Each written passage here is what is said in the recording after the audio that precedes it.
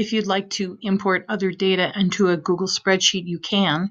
You can use an Excel file, you can use an ODS file, CSV file, text file, tab file, a couple of other ones. What you'll do is you'll go to File, Import, and then we're going to go ahead and upload this from our computer. And I happen to have a text file here.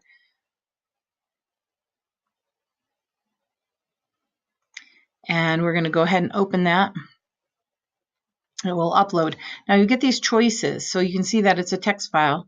You can create a new spreadsheet, you can insert a new sheet, you can replace the spreadsheet, which is what I'm going to do. You've got these choices. Now when you do an import, you may not have all of these choices. It just depends on what kind of file that you have. Then you can, since this is a text file, doesn't know how to separate things out. So I can say to try it automatically, and I can use a tab or a comma. So if I have a comma in there, it will split them out, and then I can convert the text to numbers, etc.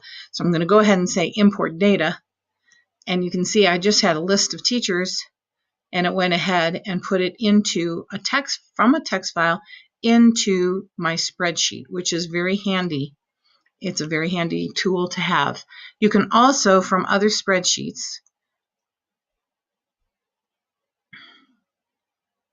let's go to a different spreadsheet here.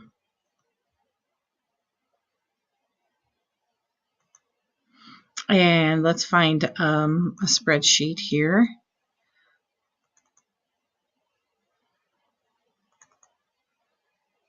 You can take data just by copying it. So I can go ahead, select the data that I have, and it's still loading.